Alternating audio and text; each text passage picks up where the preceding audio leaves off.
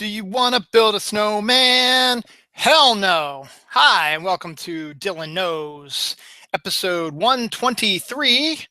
It's a snow day! Yay! Here in good old Reisterstown, Maryland, where we got 30 plus inches of snow, which over the last 2 days I've been digging out of. Obviously, you didn't want to wait till today, like my neighbor 2 doors down, to start digging the 30 plus inches out of your house, around your car, down your sidewalk, around your door, so on and so forth like that. It just wouldn't work. It's just really hard. It's heavy and it takes a lot of time. But my neighbor 2 doors down decided, yeah, I'm not going to do it till today, until it's over. And he had two able-bodied sons who could do it. And oh well. Hi, Janine. I know it's probably you watching. Yay! I'm glad you can watch with me today. If it's not Janine, hi, my other viewer. It could be you, Holly. Could be anybody. I think it's Janine, though. Come on. If you guys have questions, comments, you want to discuss anything, put it up on the Q&A if you're watching through Google Hangouts and Google Plus, I should say, and we'll talk about it. I got some stuff to talk about, though. Mostly going to talk about snow day today because it is my snow day, and that's the reason why I started late. I'll tell you why I started late today. But today is also X-Files Day, with the X-Files finally returning after a long hiatus to television, and the fact that we didn't have Twitter and Facebook back when X-Files was out and ended. It should be very interesting to see the response to the show. Granted, it's not going to be on until 11 o'clock or so tonight, because we're also going to talk about the NFL. I know a lot of people don't like to listen to it, but it's not for a little while. So my two viewers, Janine and Holly, or whoever else you might be, don't leave. It's not going to be for a little while.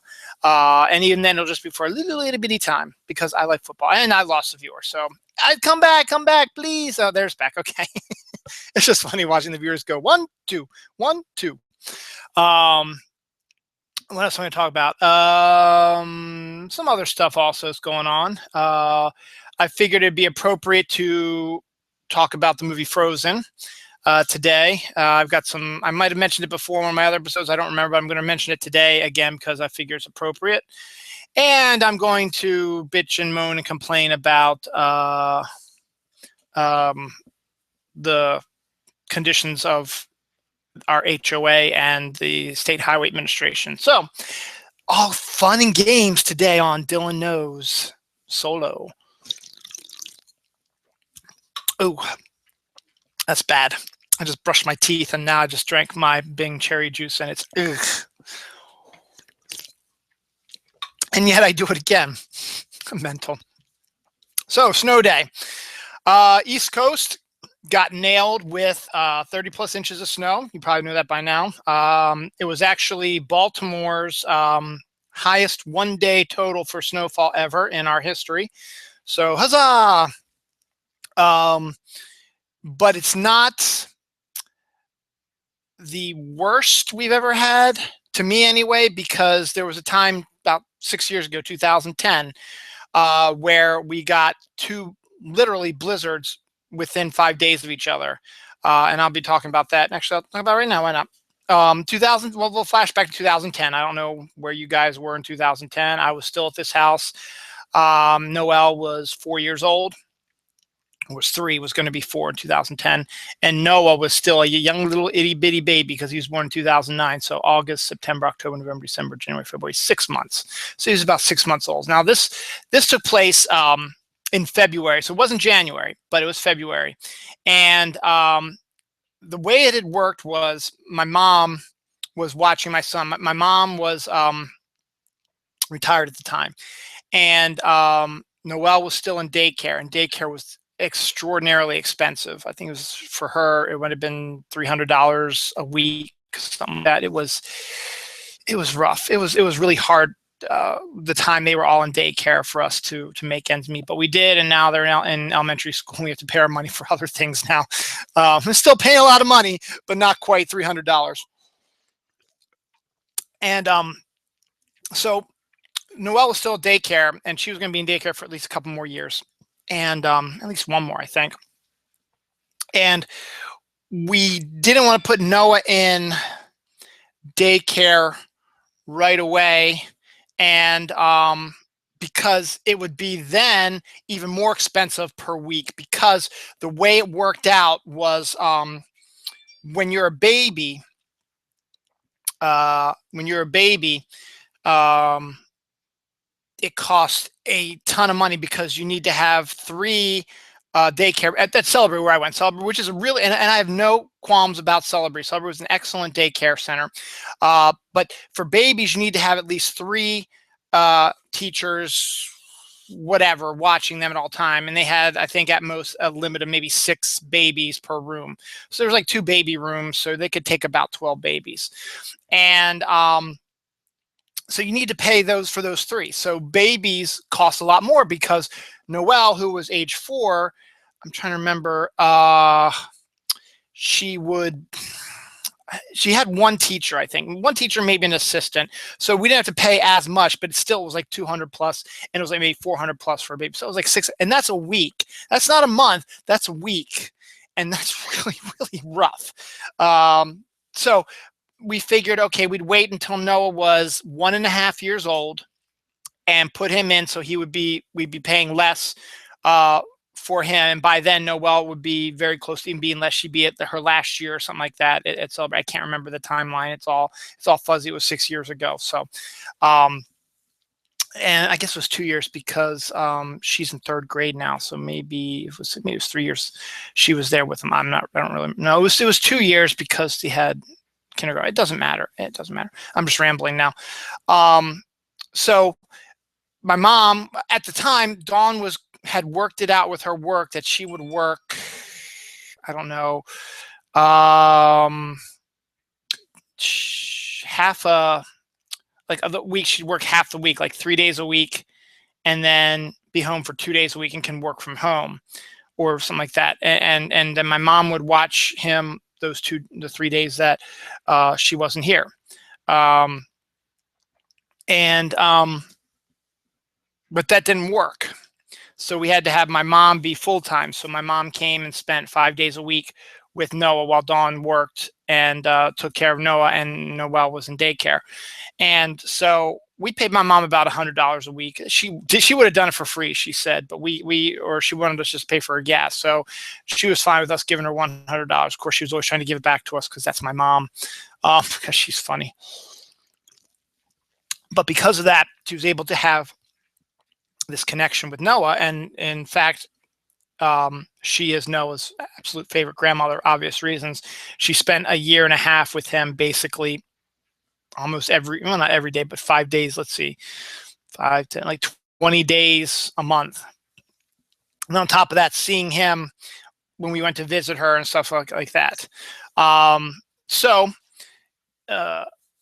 What I'm getting to is that, so we had these 2 blizzards. So I had stayed home on a Thursday because I wasn't feeling well. And I told my mom, don't worry about it. You can stay at your house, because we knew that there was a blizzard coming for the weekend. It was President's Weekend. We knew there's a blizzard coming. So I said, look, I don't feel good, so I'm going to stay home Thursday with Noah. And then Friday, I still didn't feel good. And that was when the storm was going to start to hit. So I said, you know what? I'm not going to watch that either. And I just lost all my viewers. Sorry, the story's rambling. I stayed home Thursday. I stayed home Friday because I wasn't feeling good. And Friday is when the snow started, I guess about 12 o'clock-ish. And the blizzard hit Friday evening. The worst part was probably overnight into Saturday. And I think it ended in Saturday, and I think we got like 33, 35 inches of snow, maybe close to 3 feet of snow. Maybe not, maybe 32. But we got a lot of snow regardless. So Saturday and Sunday, we cleared out the stuff, and things worked out pretty good. The roads were cleared, and everything was okay. And then I ended up going back to work on Monday. And I think my mom came back and was able to make it out of her neighborhood and come to our house. So everything was back to normal. And then there was another storm coming on Wednesday, which was almost a first because there had never been 2 blizzards back to back. And so we already had 32 inches of snow on the ground over here. And the sun had melted it a little bit, but there was still a lot of it piled up, from the plowing and us shoveling and stuff like that. So there was still a ton of snow out there. So we had to prep for another storm coming. So Tuesday is when the storm started snowing again, lightly started Tuesday afternoon, went all Tuesday night, Wednesday. And my company was so bad, my company closed down. They hardly ever closed down. They closed down on that Wednesday. We got, I think it was stronger than the first one. We got about 36 inches, I think, on that one. And so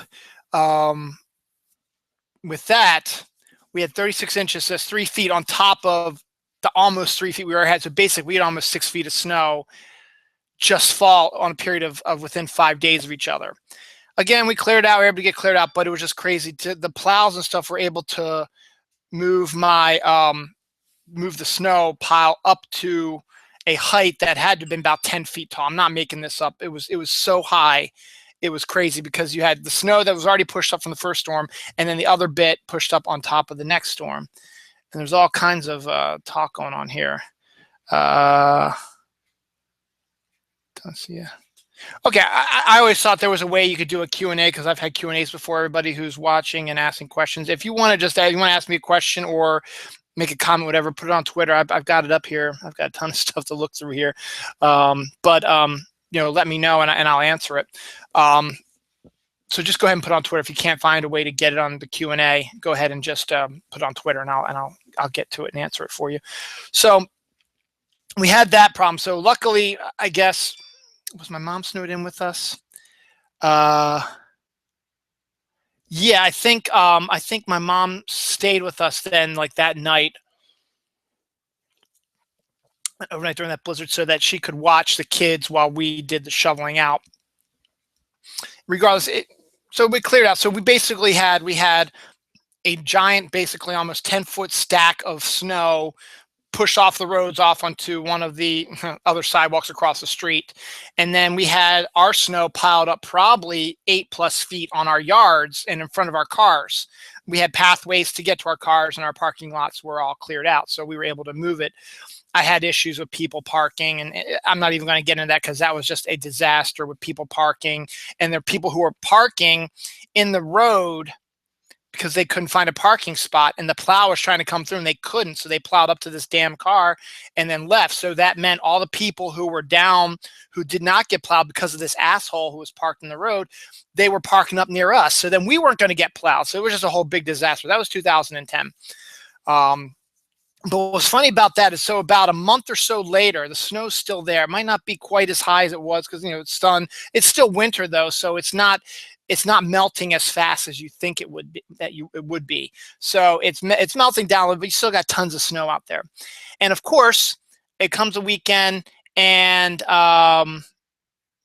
then all of a sudden, boom, water main break on a weekend. Are you freaking kidding me? It's about 2 or 3 weeks later. Water main break that cuts the water to our house. Now, what made it even worse was the water main break was under a small lake, not like a big lake, but like a small little creek. You want to call it a creek, but it was a problem. It took one day itself for the people to repair it, to make a road to get to it, because this lake's in the middle of the forest. So they had to plow down this road and make a road so the cars could get in and go in and fix the leak. And so, of course, you know, if you ever had a water main break, it takes a couple of days to fix, plus with temperatures and stuff like that. Plus, it's underwater.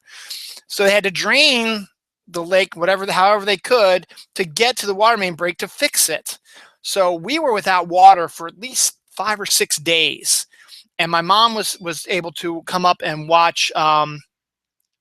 She was able to still come up and watch, but they were running out of water. We couldn't flush our toilets, and we really couldn't take showers. I guess we had no water. My mom, being the ingenious woman she is, we had so much snow out there, she just took piles of snow and threw it in the toilets and was able to flush toilets. And we were able to get water from the county. You had to get tons of water so that we could heat it up. We end up, having, I don't think I took a shower for that whole time. Dawn was able to shower at her work, so she showered at her work, but I don't think I did at all. And we were able to bathe our kids by boiling some of the water we had, and you know, clean them that way. It wasn't great, but you were still able to clean them. And I just didn't want to deal with that, so I just said I'll just not get clean for like 5 days, which is disgusting, but it's the best I could do.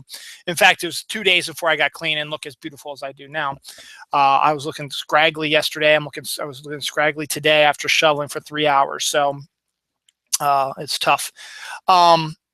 So my mom, being the ingenious woman she did, was just, we had tons of snow. It's just, frozen water. Put in the toilets, it melts, flush the toilet, bam.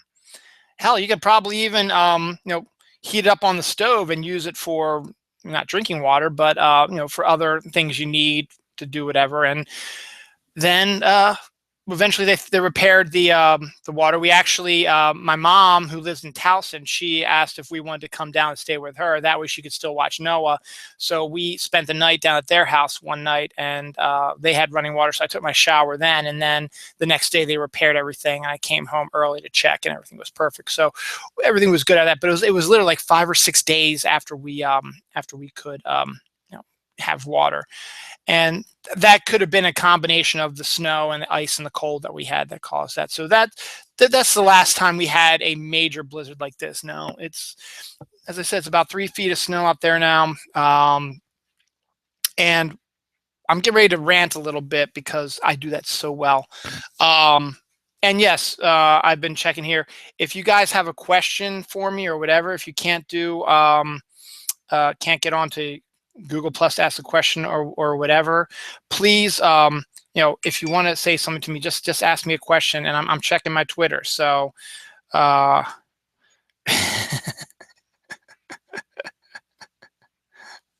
Diane, I wouldn't mind building a snowman, but it was, I've been out in the snow for 3 hours shoveling. What's this? So Diane, I want to say hi if you're watching. How are you doing? I'm just looking through all the stuff on Twitter right now. Sorry, Dan, I really don't know how much to do. Hi, Janine. You're waving to me. I'm waving back to you. I'm glad you guys are watching me on the snow day. And Diane, it's very nice to meet you. And hopefully you're enjoying it. I'm not boring you to death. But if you do have a question for me, let me know. And I got it on here now. So I don't know exactly how everything works. So if you're behind or whatever, it's a weird little thing.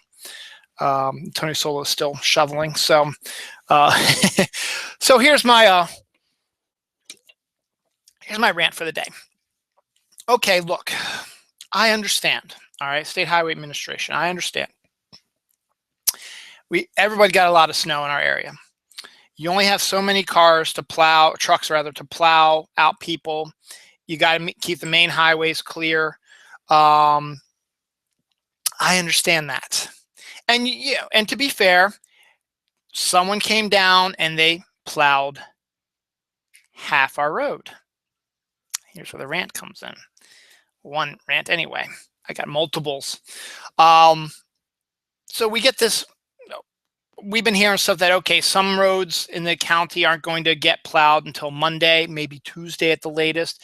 I can understand that. These guys and gals have been working 24/7 since Friday, making sure, laying down the salt, clearing the snow out of here, even Thursday for that matter, and laying down salt and clearing stuff, because we did get a little dusting like Wednesday or Thursday as well, and it became sort of icy, and they've had to clear that also. I understand that. I understand you've been working 24/7. I understand you have different shifts and stuff like that. I do. I understand it. But you don't have to be a jerk to us. The guy that came down and plowed our road was a jerk to not just me, but multiple people in my neighborhood.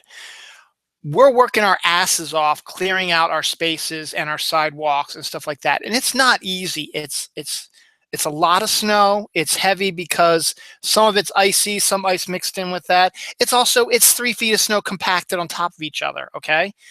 And that's not easy to move. And I can attest, my arm right here down to my wrist, I'm in pain right now. My arm up here is in pain.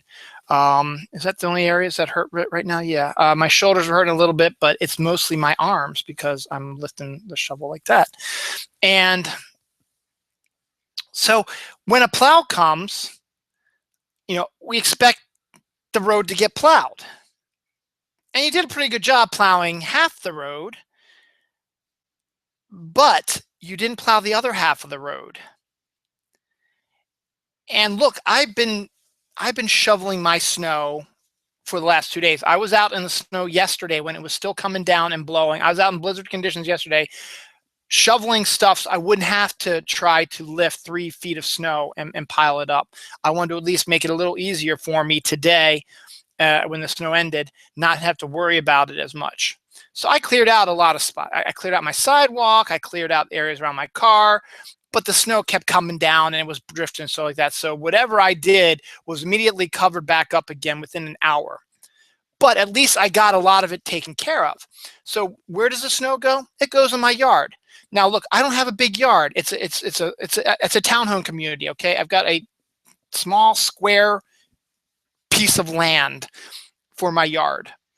It's already got the 3 feet of snow on top of it from when it was falling already. And then on top of that, you put the other 3 feet of snow that I've been taken out of my sidewalk and through my car, stuff like that. Now, I'm trying not to be like my neighbors. My neighbors, they just wanted to get the snow from around their car, so they were just tossing in the middle of the street. That's stupid, okay?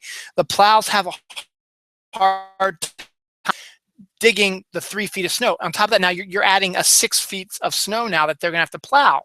And that's not gonna be easy for them. Plus, it doesn't even clear out your spot. It just clears the area around your car, but you still can't get out. I know you're probably expecting the plow to come through and plow it so that they'll be able to take it, but there's still gonna be a little mound there that you're gonna have to clear out yourself. And if you make it 6 feet tall, he's not gonna be able to clear out a whole lot of it. I get that. So what I've been doing is I try to put it on my yard. I try to put it in front of my car. So there's like a grassy area in front of where I park. So I pull in, there's like a grassy area here in our sidewalks right here. So I pile it in front of my car. I leave pathways to get to the cars. And then behind and across the street, there's a sidewalk that the plows, they always throw the snow there. So, it becomes impassable. But so everybody starts throwing their snow on top of there. So I had to make a little walkway yesterday so I could walk from clearing around my car to dump it in this area. So I do that and it's starting to get piled up, and then I know eventually the plows are going to pile more snow on there like that.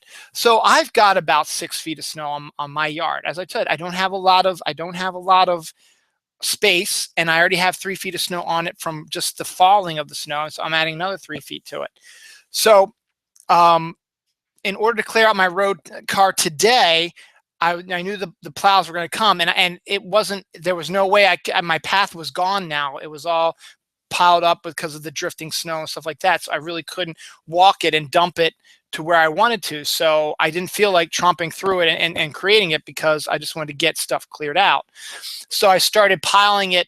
I know I'm a hypocrite. I was just yelling at my neighbors for throwing it out just behind their cars, but there was a car that wasn't even touched over the last 2 days from my 2-door down neighbors. So I was just throwing snow on top of there. So the plow comes through. All right, he comes down. He takes his time because there's a lot of snow. He's drifting his way down, blah, blah, blah, blah.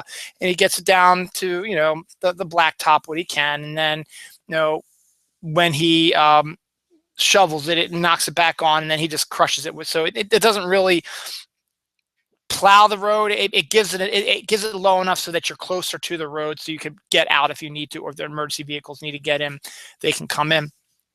And so he's plowing it, and he makes one pass through our neighborhood. So we've got half of our road is cleared, and he's pushed up a bunch of snow about probably 6 feet tall behind our cars. It's like, okay, he's going to come back and he's going to plow those out, and it'll be fine. So I'm digging out the area around my car, and I can't throw it on my yard anymore because I've already got 6 feet of snow on there, and it's hard lifting a pile of snow, wet snow for that matter, up onto top of another 6 feet of snow. It's not possible with my muscles already hurting.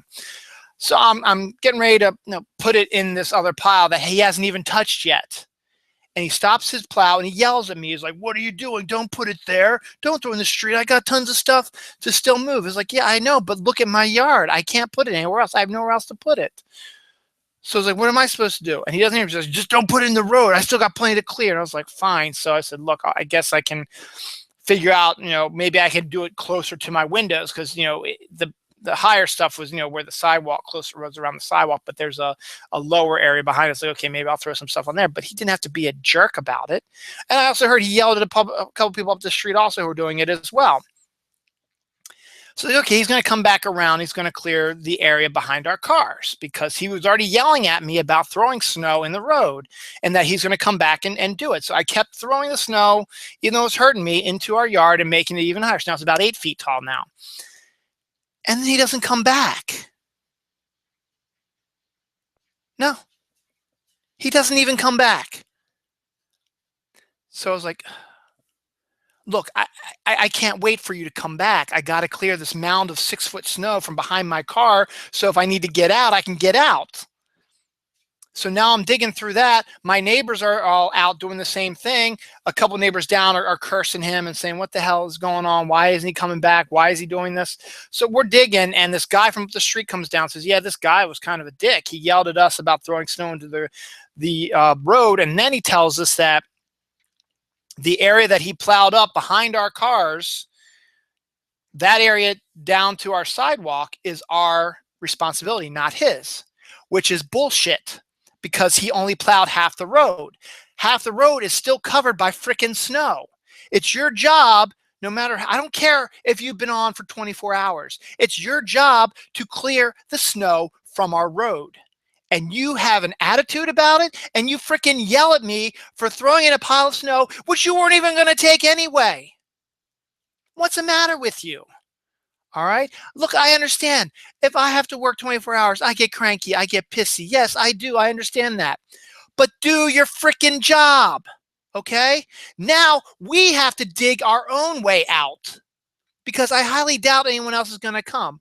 I'm trying to keep a happy face on it, because we've had a situation like this before. Maybe it was 2010, maybe it was 2006, whatever, whenever we had a blizzard before then, where we had a plow come through, and then we had a bobcat, the little smaller plow things, come and push the snow even further away and clear the road even better for us. So I'm hoping maybe they're going to come. Maybe they just want to get a preliminary lane started so they can get emergency trucks down here, or we can maybe try to make our way out. The fact of the matter is, half of the road is still unplowed. If you're going to plow our road, plow the road, not just half of it. And look, yes, I do. I understand the strain, the stress, working 24 hours. I get it. But that doesn't give you an excuse to be an asshole and to not do your job. Okay? I would still do my job. I'd be complaining about it, sure. And then I might get pissy at people, sure. But you know what? I'd still do my freaking job. I still plow the rest of the road. Okay? Unless he was told to only plow halfway through and the bobcats are coming. But what he said to the people of the street is that it was our duty to take care of stuff behind our car over to the sidewalk, which is bullshit. So I don't know if he was just being an ass, or if he truly believes that's the case. Or the state highway administration just told them, just plow half the road, plow the rest of the neighborhood, and then move on to another place. We'll get some bobcats down there. They can clear it out later tonight. If that's the case, that's fine. But why would you tell people that we have to take care of the rest of this shit? All right? That's not our job. It's your job. Okay? And speaking of doing your job, I've complained about my HOA before. They send us letters about, you need to fix this on your house. You need to do this on your house. You need to take care of this on your house. It's part of living in a community, and we pay a good quarterly fee to have an HOA to mow our lawns in the summer, or not our lawns, but our common areas. It's our responsibility to take care of our yards. That's fine. It's our house. It's our property. I get that. But we do have common areas, and yes, I will give them credit for that. They come down during the summer and they they mow the grass.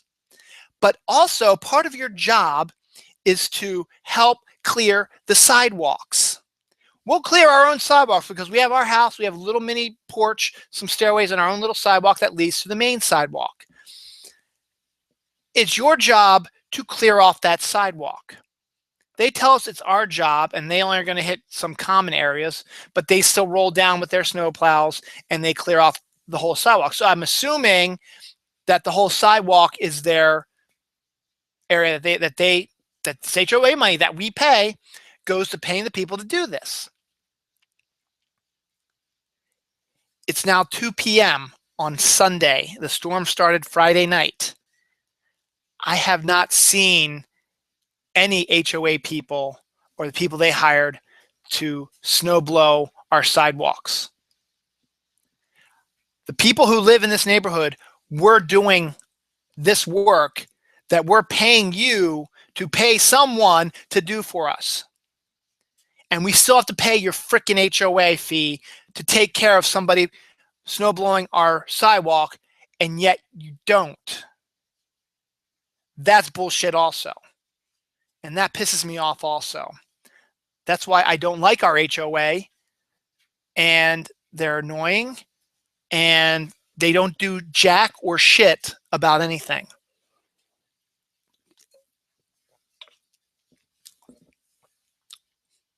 They mow the lawn, or they mow the common areas. Oh, yippee. You should also snow blow our sidewalks. Oh, and they might, but it might not be till tomorrow or Tuesday. They're like, oh, you know what? It's been a good couple of days. They probably got most of their sidewalks cleared. Let's just take a run down there and clear the rest of it off for them. And it looks like we're doing our job. No, we did your freaking job for you. That pisses me off. So let's talk about people want to give me questions on Twitter. No one's giving me questions on Twitter.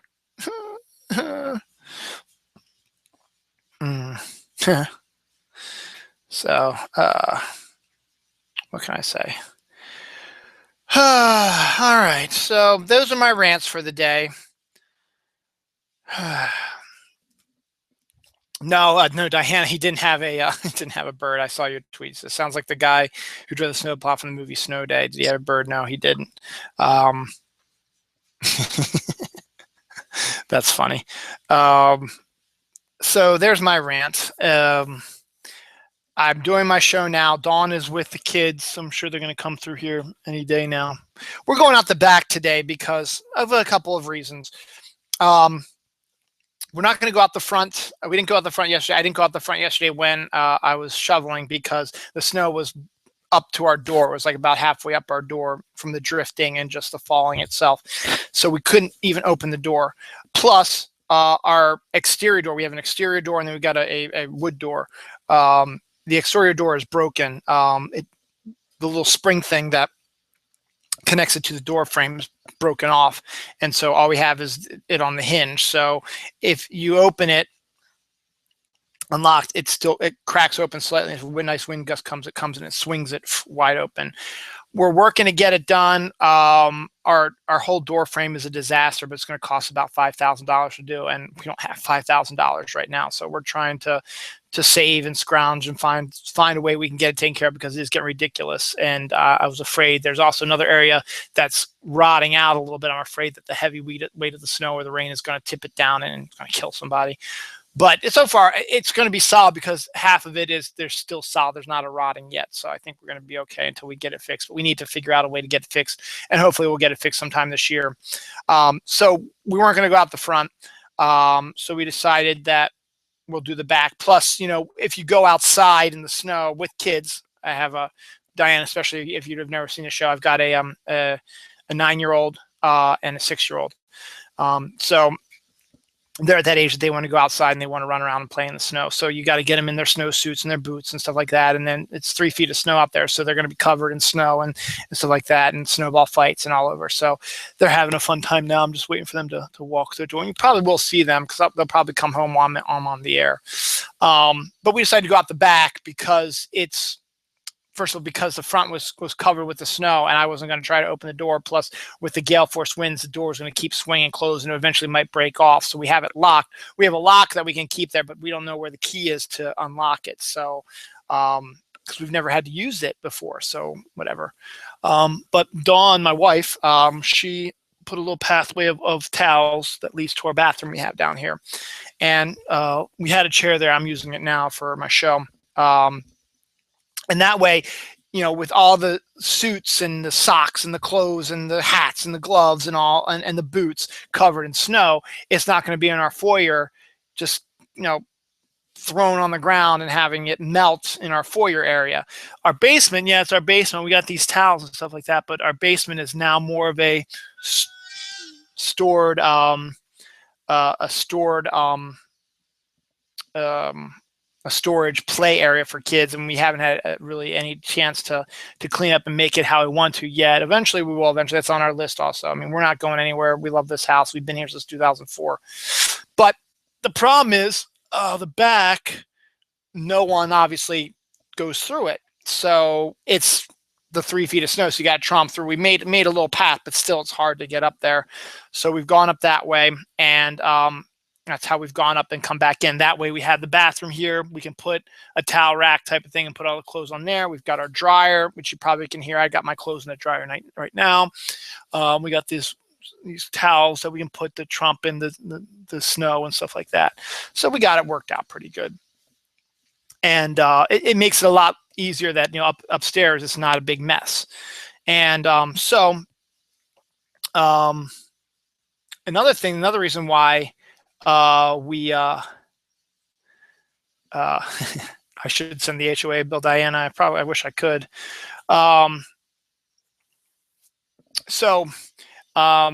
Another reason why we're not going out the front also is once I got out yesterday, I cleared out what I could. And of course, it's blowing all back on because it was blizzard conditions.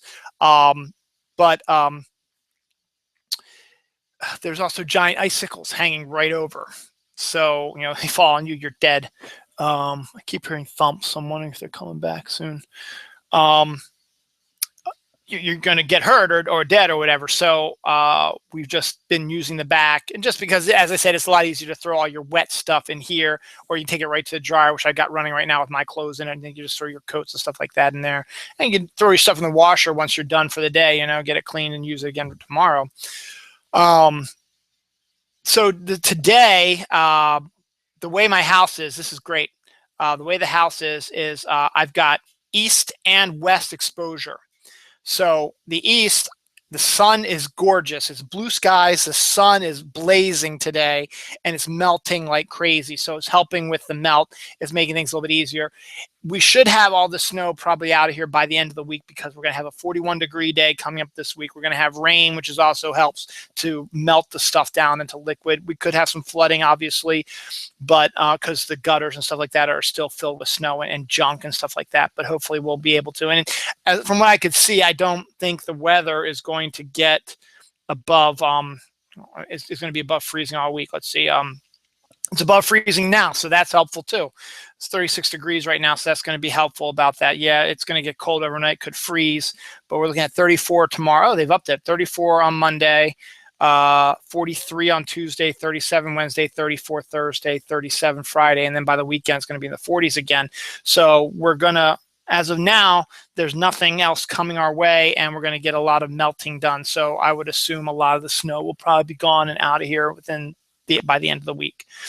I know for a fact schools are going to be closed tomorrow, and I doubt I'll be able to get out of my house. I'll probably be taking a snow day again tomorrow from work. I'm hoping maybe they'll shut down because everybody's going to be in the same boat, and a lot of people aren't going to be able to make it in as well. So I was able to get some snowballs. I knocked a lot of the icicles down, so we took care of that. So now there's no icicles that could threaten to kill us. But we're still like going out the back because, as I said, we got a nice little path and perfect location for it. So I think we're going to keep doing that. It's a good idea. And then we can keep our door locked and closed so it won't be swinging open. So what have you been doing for your snow day? Obviously, you can't really go out and do anything because the roads are impassable. We have a state of emergency in the state of Maryland, which means you can't get out on the roads at all. People are going to be shoveling stuff like that. But when you have two young kids, yeah, they're going to want to go outside and play a little bit. But what did any of you guys do for your snow day? I've seen a lot of different things on Twitter and Facebook. People baking food, making bread or cookies or nice dinners and breakfasts and stuff like that. People reading, playing video games with young kids. You know, my kids, we have the Wii U. We got that for Christmas, so they've been playing a lot of video games. They also have a lot of projects that are upcoming due for their school and also for Boy Scouts and Girl Scouts. They've been working on those periodically as well. I've been doing a lot of reading, and I'll be covering that in a few seconds. Dawn is got this itch to cook a lot. She wants to make her own bread. She's got a recipe for it. All right, Janine, what did you say? Janine. When blizzard here with 3 feet, they close city for 3 days to plow and find places to put the snow. Okay. Yeah, we were okay. Okay. Diana said, my husband's from Chicago. He said to say 2-story house and snowdrift up to the 2nd story window. Wow. Yeah, it was one of the neat things too. Our kids on the 2nd floor, the snow is like covering half of the window. So it's really funny because of the drifts. But yeah, I mean, there's only so many places you can put the snow. I mean, before it gets ridiculous. So there's not much we can do. And plus we have to watch out. We have a fire hydrant, so you can't cover the fire hydrant up. You can go around it, but not that.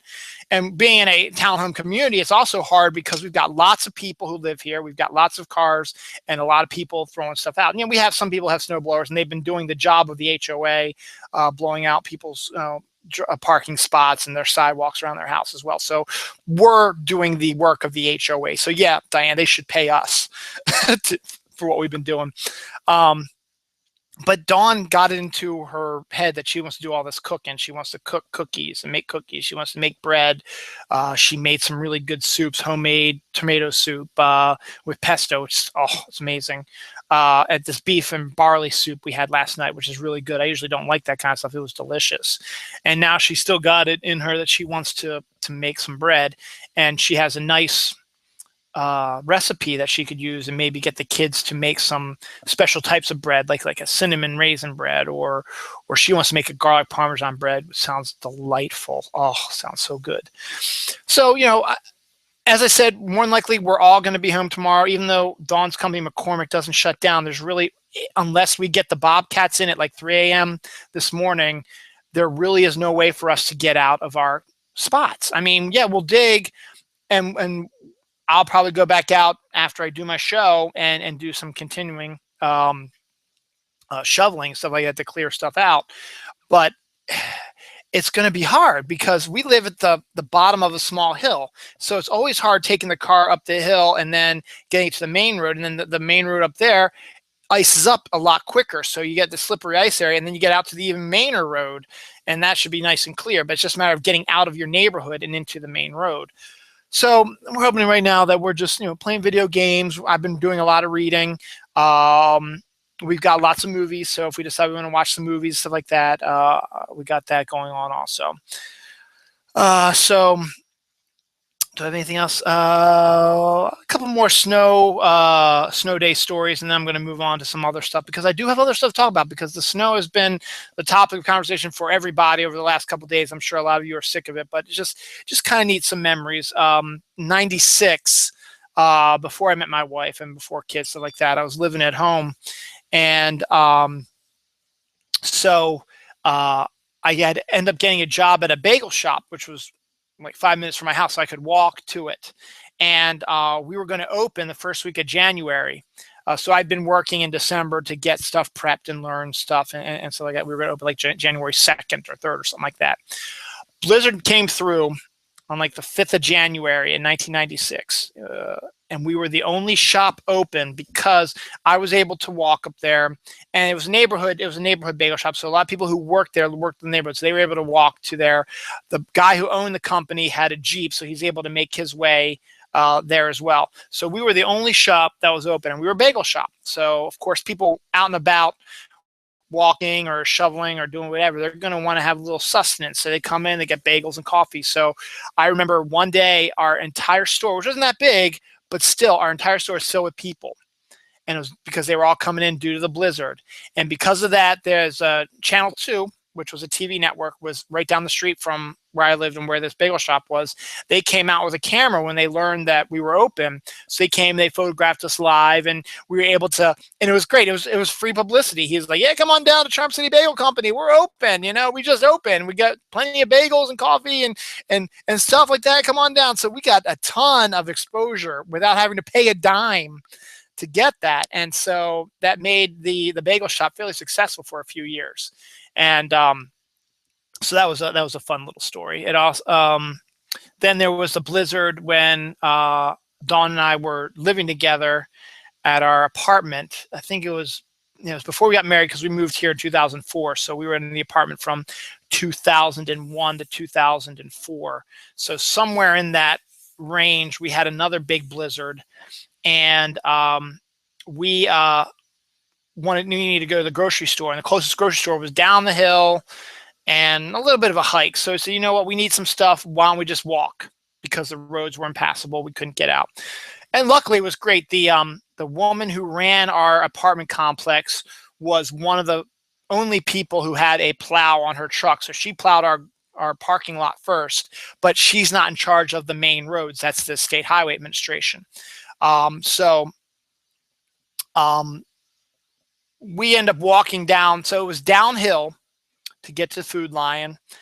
We bought our stuff, and then we had to go uphill, and that was rough. That was really, really hard to get back up there, but we made it, and we got there. It took a while, but we got our groceries. We got everything taken care of.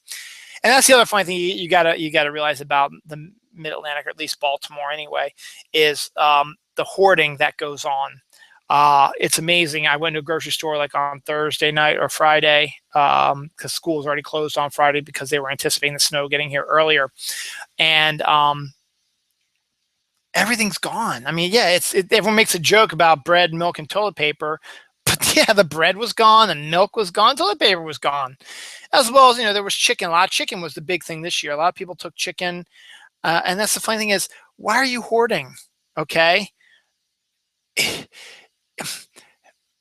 You're probably only going to have a problem for about maybe 2 days, if that, and then you'll be able to get out. Like right now, if we wanted to, I could walk up to our Food Lion, which is right up the street from us right now, because the road is halfway cleared, and our sidewalks, as I said, are mostly cleared because we're doing it, not the HOA. And so if we needed something, we go up there, and I'm sure they've already cleared out all the parking lots up there. If we wanted pizza, there's a Dunkin' Donuts up there. There's a couple of Royal Farm stores, so it's great. And let's see what people are making right now. Janine making banana bread and working the crock pot, making beef veggie soup. Diana's making boneless barbecue ribs, mac and cheese, and barbecue beans. Oh, Diane, I love you. Yummy. And Holly is making chili and cornbread and has sympathy snowstorm pains because you're down in Texas. That's awesome, though. Yeah, Dawn what is she making tonight? She's got something going. She's got something going tonight. I don't know exactly what it is. I think it's a chicken thing. So, oh no, we're doing beef stroganoff. So that's awesome. I love beef stroganoff. So we're doing that. So is there anything else? One other, just a funny story, and then I'll move on from snow. When I guess it was like 79. So I was living at my house then with my family before they got divorced.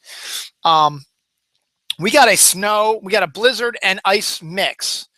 And so I had a porch. We had a porch with, probably about 10 brick stairs, a little mini sidewalk, and then 3 more additional stairs before we got to the main sidewalk. And the snow and ice mix came, and it was a blizzard. So we had about 20 some inches, and it had covered, and it was drifting. It had covered the stairway. So like, okay, in a way, you couldn't see any of the steps. It was a big hump over the steps. And it's like, okay, it's snow. You just tromp in the steps, and you know where the steps are. So you just tromp down there. You make a little path to go down and get the newspaper or get out or whatever. So I was like, okay, I need to go get the newspaper because I want to read the comics. So I got out the door, and I think I guess I had my shoes on. I'd be stupid to wear slippers out in the snow to get down and get to the paper. So I step into the top step thinking it was just going to be snow, but I guess I'd forgotten or didn't remember or didn't hear that there was ice. and I slipped and literally slid down this hump that was over our steps and flattened out and went flying a little bit. I think I banged my back. It hurt so bad, but it's just funny. I can remember I was, what, 6 years old? Maybe it wasn't 7. I mean, it was 83. Regardless, I was 6 to 10 years old, and it was just funny that I took a step and went whoop, and then shoom, and that hurt like crazy, and that's something I'm never gonna forget. So those are my snow stories. Thank you for hanging on to them. What do we got here? Nope, nobody else. So, what else is going on besides the snow? Let's see. First up, today is a new episodes of the X-Files. I teased that at the beginning of the show, but you all should know that by now. Chris Carter, who was the creator of the X-Files, was able to convince David Duchovny and Gillian Anderson to come back and do a mini series. Basically, it's 6 episodes, I think, of the X-Files after, 24 had a successful mini series as well. And it's the way things are going now. I mean, you don't want to do a complete 22 episode series, but you do 6 episodes, and you have Gillian Anderson and Dave Duchovny, who are working movies and other shows as well. Gives them a chance to get back into characters, and you have a distinct, like, beginning, middle, and end, and other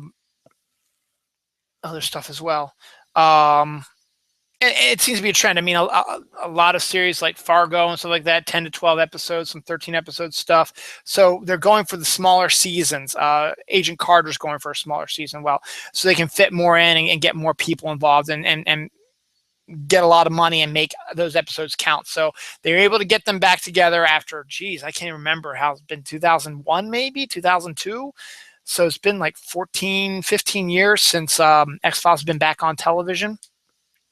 Now, my experiences with the X-Files was, it started when I was in college, and I wanted to watch it badly, and it was on Friday nights at that time. So I started watching it, and I loved it, and I started convincing my friends, Eric Anow, who was one of the Snark Alex, and Eric Magnuson, his roommate, and Pat Gibbs, and everybody's like, hey, you know what? The X-Files is pretty cool. Bood, I think, was involved with that. X-Files is a pretty decent show. You guys want to watch it with me? So they would come into our dorm room, or we would watch it out in the common area if nobody else was watching the TV, and we watched the X-Files. And on Friday nights, it was fun. It's fun to watch, and and it was, and we got hooked on it, and we started watching it, every episode when they came on, and then we were back the next year. We were back watching it again. So I jumped on early on when it was still on Fridays, because I thought it was a great show. I'd always been interested in paranormal stuff, and I had remembered David Duchovny from his small stint in Twin Peaks at that time. Gillian Anderson was still a fresh face, and so it was kind of neat to see that. Reminded me of my Aunt Terry a little bit, who was an FBI agent until she retired recently. So, it was great fun watching it. It was a great series, and I watched it for as long as I could. I watched it all the way up to when they did the first movie, and then I watched the movie in the movie theater, and then I watched the season after that, and then I think I stopped watching it for whatever reason. I don't remember why I stopped watching it. It was, I guess, around the late 90s time, when my life was sort of in flux right now. I was graduated from college. Maybe it was closer to 2000. I don't know. Maybe I was dating Dawn at the time. I was more involved with, with that than watching television. And I wasn't, needed to watch the TV show because I had other things going on. So I really wasn't watching it that much. So I sort of drifted away from that. So I've only watched maybe the first 6 or 7 seasons straight through, and then it sort of fizzled off, and I didn't watch any when I'm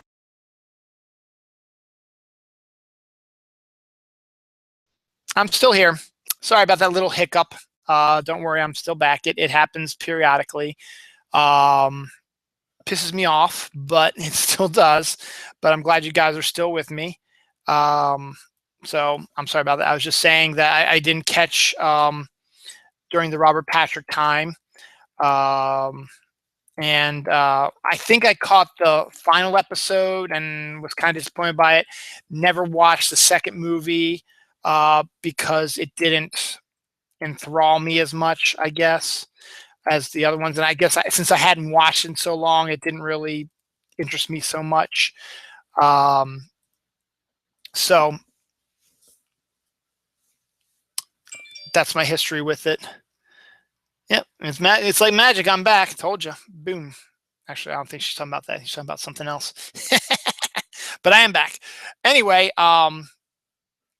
so I watched it for a good long time, for a while there. Constantly, I was constantly watching. It was always my thing when, especially moved to Sunday nights. I would watch it on Sunday nights, stuff like that. So then it just sort of, dissipated. They canceled it, and then they went like 10 or 11 seasons. That's pretty impressive for a show they didn't think was going to survive one season. But there's some really good episodes in there, some crap episodes too. Oops, sorry about the spit. So I was a big fan of that, and I've always liked David Duchovny, and I've always liked Gillian Anderson. So when it was announced that they were coming back, I was like, all right, that's excellent. That's great. And then I started hearing more and more about it, and I got more and more excited because Chris Carter brought back Darren and Glenn Morgan and James Wong, who were his best producers, I think. They left the show after a little while, and they were responsible. James Wong and Glenn and Darren Morgan were responsible for the best season of Millennium, which was Chris Carter's other series he did. And then Space Above and Beyond was another really good series that Glenn Morgan and James Wong did too. So to see them coming back into the fold and having a 6-episode thing and revisiting, like you're going to revisit supposedly the home episode, which was the one that was one of the most disturbing episodes of the X-Files, about the cannibalistic inbred freaks that were having sex with their like drawn and quartered mother and having kids and stuff like that. It was messed up. And that was written by Glenn and James. It was messed up. And they came back and wrote a sequel, I think. That's going to be like the second episode. It's coming out next week, I think. And then Chris Carter says he's bookending. Chris Carter's bookending mythology episodes, with the cigarette smoking man, stuff like that. So he's going to start like a new mythology and wrap up any of the old mythology. Like supposedly the world was supposed to end 2012, be invaded by aliens. Obviously it isn't. It's not in the world. Real quick, Holly, I am drinking Bing energy drink. That's what I always drink when I do the show. It's got Bing cherry juice in it, ginseng and other B vitamins, stuff like that. It's an energy type of drink. It's very tasty too. So I'm excited about that. And then Darren Morgan's writing an episode. Now, Darren Morgan is a comedic writer. He wrote some of the best episodes of the X-Files ever. War of the Carthophages, which was a play on War of the Worlds, but it was about Mulder investigating possible attacking cockroaches. Hilarious episode. It was also From Outer Space by Jose Chung's From Outer Space. Jose Chung was a writer who wrote a story about a bizarre alien abduction thing, and that's one of the funniest episodes also. And he also wrote the one about Peter Boyle, who was like a clairvoyant or whatever, and was able to read people's minds and stuff like that. And that was a good one too. So Darren's a really good writer. And the funny thing is he was also in the X-Files. He played the Fluke Man. Literally, he was putting the makeup and he was the creature that fought in that second episode of the second or third season. It was the second season. So it's funny, Darren's involved with that. And then Darren went on and he wrote 2 episodes of Millennium when his brother Glenn was the producer and showrunner of it. One was Jose Chung came back, and that was a funny episode. And then there was one, The Devil Got Behind Me, which had 4 demons talking at a coffee shop about how Frank Black, played by Lance Henriksen, who was the main character of Millennium, foiled all their plans. It was fantastic. And so supposedly Darren is coming back and is going to be writing an episode too. So I'm excited about that also.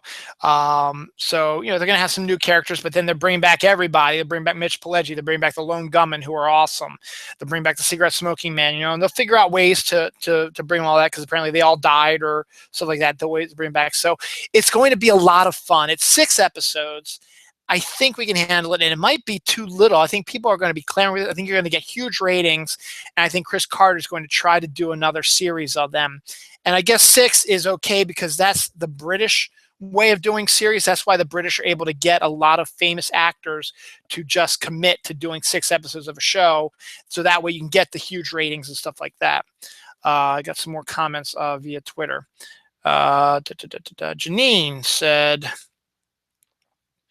I saw the New York Comic-Con X-Files panel with both Jillian and David. They talked about wishing social media was around back then. Yes, I was going to talk about that too, because I mentioned it earlier, but it wasn't around. Twitter and Facebook and even Google Plus for that matter, weren't even around when the series ended. And social media now is, as we all know, is a good way to connect with the show, and you're able to interact with the show, and that's how the Snark Alex came about. We were snarking about sci-fi movies. We saw a bad one yesterday. I'll talk about that later.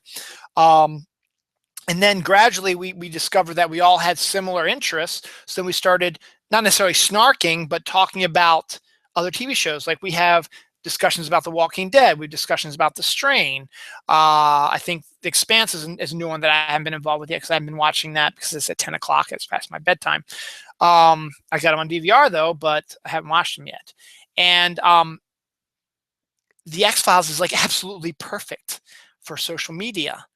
And the fact that they're going to be able to do their series now with interacting, because I think both Jillian and David are on Twitter, and they might even be interacting with everybody during the show, or at least reading what they're doing.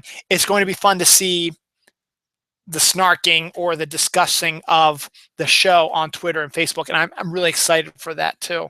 What else did you say there, Janine?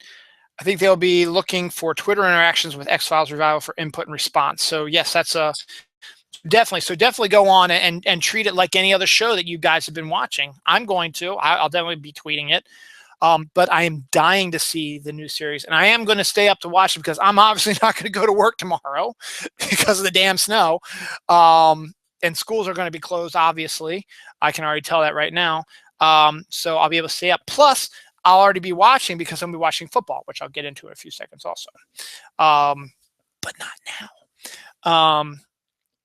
I love the X-Files. I've always loved the X-Files, and my family's back. And I'm so excited for the return of the X-Files. So, can you get in? Yeah, you can get in. That's my family back there. You can't see them because it's too fuzzy. So, did you have fun sledding? Stay on the towels. Did you have fun sledding? Yeah. There was also a lot of walking. Yeah. Were there a lot of kids there? Yeah. Yeah. Okay. Sorry, I was interacting with my kids. One of your friends was there. Awesome. That's Noah. One of them. That's cool. I had 3. Mateo, Linnea, and Zibo. Okay. Well, no, it's okay if it's his friend. All right. So I'm still doing my show. So yeah, go in the bathroom, get your shoes off, because they're all snowy and wet. And Noel, hang up your coat too. Parenting during the winter storm. So you'll hear them running around and making some noise for a little bit. I think Dawn is going back out to shovel a little bit. Kids, I'm not going to be done probably for another half hour, an hour. So if you guys can wait to get your hot chocolate, that'll be great. I'm evil parent too. So really excited for the X-Files.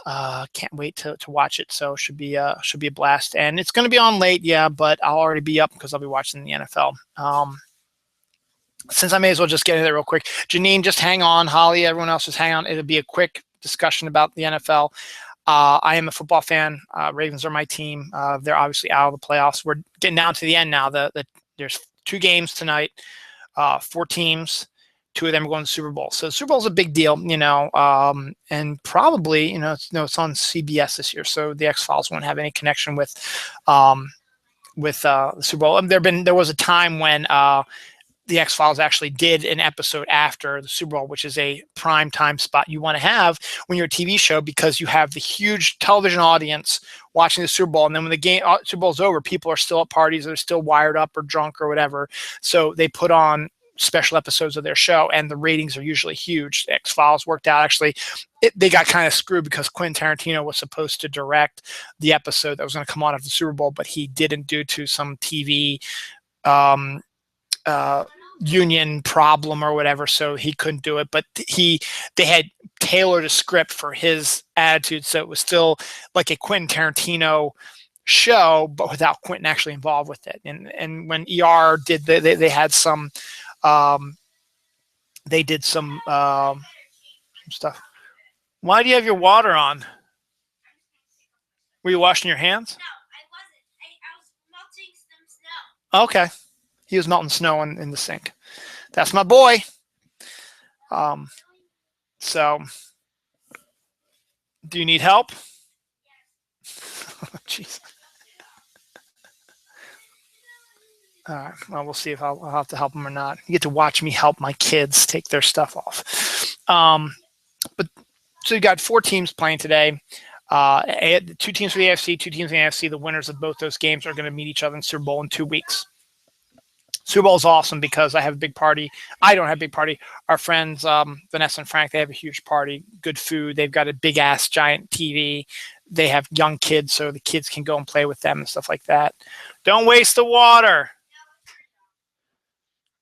It'll melt on its own. Okay, it'll melt on its own. All right, hold on. All right, I'll help you. All right, everybody, give me a few seconds. I'm going to show you parenting live on Dylan Knows. Noah, you're first. Come here. Let's get your shoes off first. So just stand there for a second, or if you want to sit, I guess. So now we have to take his frozen shoes off. All right. There we go. And Noel, if you have trouble, you can come out too after I finish with Noah, okay? That's like that. Sit your butt down. I'm a mean daddy.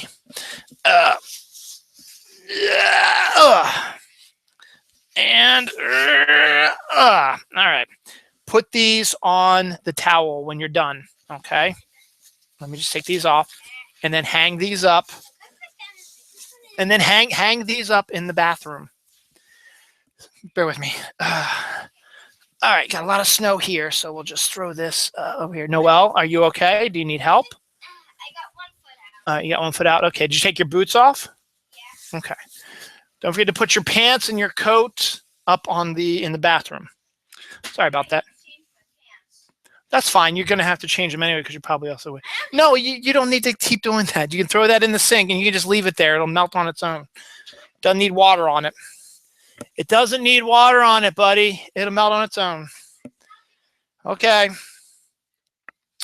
So we've got in the AFC, they have the first game that starts at 3:05 today. It's going to be the Patriots versus the Denver Broncos. Obviously, I'm hoping the Denver Broncos are going to win because I despise the Patriots, and that's for a whole nother show. But I'm not going to discuss that right now. But I'm hoping the Broncos are going to win. So hopefully the Broncos will win. That would give him Peyton Manning maybe possibly his last Super Bowl, since he might be retiring at the end of the year. We'll see, because he's not Peyton Manning anymore. Keep doing it. Do you need help? Are you all right? All right. If you need help, you can come over here and I'll try to help you, okay? But why don't you, instead of pulling down there, why don't you pull closer to your foot and pull that off instead? It might be easier to pull it over your foot. It might be a little bit easier to get it off. Are you sure you don't need any help? Actually, I think I do. All right, well, can you come over here because I'm in the middle of my show right now. One more time.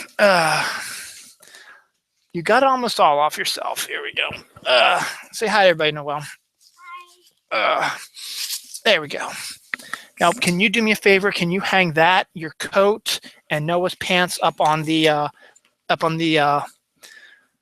on the shower or whatever. And also, could you maybe grab some of these snowballs and put them on the towel or throw them in the sink? It doesn't matter. All right, thank you. Again, parenting in action. So yes, we're good. Good. I'm glad. I'm almost done talking football. So I'm hoping that the Broncos win because I want to see Peyton Manning in another Super Bowl, and I don't want Tom Brady, cheater, and Belichick and his whole damn team to get in the Super Bowl again. I'd rather they get lost and done with, and the Broncos go in. Because it doesn't matter, because whatever team goes from the AFC into the Super Bowl, they're going to get their asses whooped by the NFC. And the NFC is a big game tonight, and that starts at 6:40. So the AFC game between the Broncos and the Patriots starts at 3:05. I probably, since Dawn's shoveling, I might watch a little bit of that game when I'm done this, and then we'll see how things go. I might go back out to help her instead. Then so we'll know who the AFC champion is before the NFC game starts. And then the NFC game is between the Arizona Cardinals, and the Carolina Panthers. And my co-host MJ Khan is a huge Carolina Panther fan, so I would love for the Carolina Panthers to win for him. But I'm happy with either team because I like the Arizona Cardinals this year and I like the Carolina Panthers this year. So I'd be happy with anyone winning that game. Because I think whoever wins that game is going to be the Super Bowl champion, because they're going to just annihilate the AFC, because the AFC is the weakest, was so weak this year. It was awful. It was funny. So I'm hoping that one of those guys wins. So that's coming on. So once that NFC game between the Cardinals and Panthers is over, they'll do some, as long as it doesn't go to overtime, and as long as they don't, they'll have a little bit of commentary at the end. The X-Files will be on right after that. So yeah, it's going to be close to 11 o'clock probably, and it's going to be an hour long, so probably won't be over till midnight. We'll see what happens. So stay awake for it. It'll probably be worth it, because I don't know when it's going to start, because it could start at like 10:47 p.m. and DVRs are going to be kind of hard to connect with that. So at least try to watch till it starts, and then put your DVR on if you want to go to bed early. But I'm telling you, I'm probably going to stay up and watch it, because I'm not going to work probably tomorrow. And that might be a surprise to you, Jack, but that's the truth if you're even watching the show. So there's that. I talked about Snark Alex. We're a group that's been around, and we got together by making fun of the terrible science fiction movies that are on sci-fi. And then we've branched out to doing we've been doing shows like this. We've been doing snarking on regular TV shows and the Olympics, which we're going to get to do this year, which is going to be great. And it's a lot of fun. We've had a couple of snark talks. We've actually gotten together and met with some of them. We're going to be set up another one for this year. I got to get with Tony Solo, and we'll talk about, getting that prepped hopefully here in Baltimore in the summer when it's not going to be snowing. And we watched the movie Tremors 5 yesterday. Now, the original Tremors movie is excellent. Kevin Bacon, Fred Ward, Michael Gross, Reeve McIntyre are the main stars in that one. And the original was excellent. It was a homage/spoof of B monster movies, and ended basically like, we don't need to make any more. We don't need to make a sequel, but if you wanted to, we probably could, figure something out. So of course, yeah, they say, we're going to make a sequel. And so we're like, okay. So they made a sequel without Kevin Bacon, and Fred Ward was in it, and I didn't watch it because it's not the original one. And any sequel is usually pretty bad. And then it was bad, and then the third one was direct to DVD, fourth one was direct to DVD, fifth one was direct to DVD. And I think in all those cases, the only main character who's been in all of them is the Michael Gross character. We know he was in this one too. This Tremors 5, they introduced Jamie Kennedy in the series as well, from the Scream movies. That's what he's most famous for, I guess. And it was what you expect. It was horrible. It was terrible. It was crappy, but it was a lot of fun snarking, and we did that last night. So that'll be fun. If you want to see some funny snarks, type in your search bar on Twitter, hashtag Tremors5, and you'll see the full conversation about it, and it's hilarious. Or sometimes one of our snark Alex, Pinky Guerrero, Janica, she does a a blog type of thing where she collects all of the tweets that we did into a cohesive storyline. It's pretty interesting. So there's that. Let's see, I'm running out of time here. It's almost 3 o'clock. Well, it's actually, I've got about 45 minutes left in my show. And so I got a little bit I want to cover here. I'm going to probably go back a little bit onto snow day stuff because, as I said, we're probably going to be off tomorrow. So we're going to need to find stuff to do. But if, I'm the type of person who I love to watch movies around the holidays that they take place in. Like I watch lots of Christmas movies, or I watch horror/Halloween movies like Halloween. I watch Halloween on Halloween night. I watch A Christmas Story on Christmas Eve. But then, I watch other Christmas movies, around Christmas time. 4th of July, I watch Independence Day and Jaws. Jaws takes place on Independence Day, or on Independence Day. And Independence Day is the aliens invading on Independence Day. So I like to watch films that are set around those times. Life of Brian, Monty Python's Life of Brian, is a spoof of Jesus Christ. And the funny thing about that is it got such anger towards it from Catholics and the Pope and all this stuff. Jesus appears in it for 2 seconds, maybe a minute, and he's doing the Sermon on the Mount, and that's it. And that's at the very beginning of the movie. And the rest of the time is Python's take on religion. And it's not insulting. It's actually very funny. And they're very quick and they're very smart. And I feel happy that I've been able to figure out some of the jokes. There's some jokes I don't get, but there are some stuff that made me think, okay, when they start discussing how the religion, how it sprouts off into things like Catholic religion has sprouted off like Protestant, Methodist, Jesus Christ scientists, all that stuff. They're all the basic tenets are there. So how does that happen? So they did something similar in this with the Life of Brian, where the guy that they think is the Messiah, there's a group that wants to follow him. Then there's a group that says, no, he dropped his sandal. We need to follow the sandal. And there's another guy that says, no, he dropped his fruit or something like that. We need to follow the fruit, and so that is showing the different branches of religion being formed. It's hilarious. It's great. It's very clever. So around snow days and stuff like that, it's always fun to watch movies that are set in snow and stuff like that. And I'm just going to list a few. Stephen King is very good at it because he did Misery, which is a movie and book based around snow. The writer crashes in a snowstorm and is taken care of by the psychotic nurse during a snowstorm, and no one can get through because of the snowstorm. Dreamcatcher, which is about a group of guys camping in the middle of a snowstorm who get attacked by aliens. And then you've got The Shining, which is the biggest one, where, it's a guy who is having a psychotic episode in a classic hotel as the caretaker of the hotel, when it's just him and his family in a complete whiteout condition. No one can make it up the path during huge snowstorms, but you got to keep the place running and stuff like that, and that's his job. So those are all good things you can read or watch during a snow day.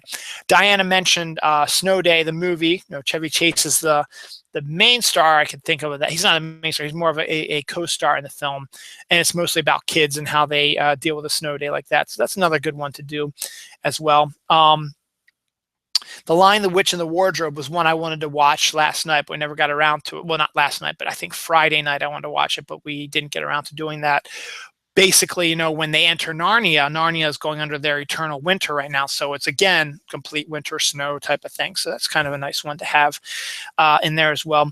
Obviously, The Thing, which is a horror film that's was remade by John Carpenter, and then was back in the 50s or 60s. They did the original one, takes place in the Arctic, so there's snow. In fact, the X-Files did a similar episode as an homage to The Thing, so they did that as well. So that's good too. Michael Palin, who is a member of Monty Python, I've been reading his diaries, and he's a very good writer. He's done as the second part of his career. He was Monty Python, and then he did some acting on his own. Fish Called Wanda, Fierce Creatures, stuff like that, and then a lot of stuff over in Britain. but he is most well known now. Not only he's a member of Monty Python, but then he's also well known now for his travel documentaries, which are all excellent. I started watching them in the late 1990s. Well, Around the World in 80 Days came out in 88, and then 90. And so I was able to catch some of them on reruns when they were on MPT. And I fell in love with them. And I just recently splurged on a complete set of all of his documentaries, except for one, which was not in the box set when it originally came out. He hadn't done it yet. And so I have that on order, and I'll get that in also.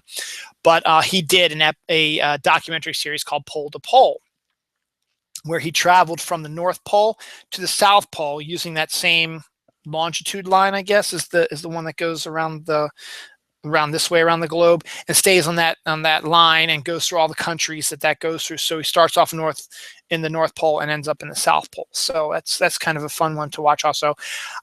Dawn had never seen them before, and so Around the World in 80 Days is the first one that he did. So I'm showing her that one, and she's enjoying it. It's been a while since I've seen them, so I'm rewatching, and I'm trying to remember a lot of things. I don't remember a lot about that one, but that's a pretty cool. That's pretty cool. So that's a good one to have. And then one I just thought of before we get to the main one I want to talk about is I've thought of this morning, or I shouldn't say I thought of it just now. Is there was a comic book, because I'm a comic book guy. For those who don't know, Diana, I'm looking at you. I'm a comic book guy, and I do a comic book show with MJ Khan, my co-host, who's, as I said, is a Carolina Panthers fan. First Sunday of the month. We've already done our episode for this month, but it's called Whiteout, and it's written by Greg Rucka, who's a great comic book writer. And I'm sorry, I forget who is the artist, and it's a collaboration, so I feel bad about it, but I guess it's Larry Lieber might be the artist. Anyway, what's great about Whiteout is it's so different. It has a female lead character, and she's like not a police officer, but like an agent or something like that, who works on, is the law in Antarctica. So if there's disputes or stuff like that, it's her job to investigate it. And then, of course, she leaves when the winter comes, because you don't want to be down there for winter. And in the first, I can only think of there's only two. First one, they're getting ready to prep to leave for the winter. And about a day or so before they're getting ready to leave, there's a murder on the ice, and she's got to solve it. And that's really an intense and interesting one. And then there's Whiteout Snowblind, which I'm trying to remember. I think it has to do with a Russian guy who's causing some trouble in the Antarctica or something like that. But it's a great detective series, and it's not your typical one. It's in Antarctica, which you've never seen before, and it's a female lead, which is great that they're doing more of those. And I need to dig this out, because I got to find this. I haven't seen this movie, and I love Charlize Theron. They did a movie version of it. I think it was Charlize Theron. It's either that or Kate Beckinsale. I think it might be Kate Beckinsale, actually. They did a movie version of the Whiteout, and I haven't seen it. I've heard it's not that good, and that it sort of combines both of the limited series into one movie. I kind of want to see it, though. So I think it's supposed to take place in Antarctica. Obviously, they can't film it there, but it'd be nice to see if we can dig it out or whatever. So that might be something also good to watch during the snow and stuff like that. But of course, the one I mentioned earlier in the episode is Frozen. Now, I'm okay with admitting that I watch Disney films, and it's not just because I have kids. I watched them before I had kids. I love Pocahontas. I love Mulan. I'm not a big fan. Beauty and the Beast I wasn't a big fan of. Aladdin I liked a lot. Hunchback of Notre Dame is actually better than a lot of people think it is. And then Mulan was like the last one I never seen. I hadn't seen a lot of the other princess ones until Frozen came out. My daughter wanted to see it. My son somewhat wanted to see it, so I took him, and we took him. Dawn was with us too, and it was fun. I enjoyed it. It was a fun Disney film, and we take them to see Pixar movies and stuff like that. So I don't mind watching kids films if they're well done, and Frozen was well done. It's another one you might want to watch during a winter thing. And, yeah, people say it's a Disney princess film. It's for kids. Yeah, it is. But it's also a lot of fun. It's a lot of good songs, a lot of peppy songs, good character voices, and a pretty interesting storyline where you got actually two princesses, basically. You've got Elsa, who has these crazy freezing power. So basically, she's a mutant who could be on the X-Men if you wanted to, and she has the power to create ice and snow. And she's got her younger sister Anna, who is your typical type of not tomboyish, but she's your typical type of princess obsessed with stuff like that. And here's the rub. I mean, here's where it's different than other princess movies. Is you've got the situation where you've got the two princesses basically, and I don't know. She's not down here, buddy.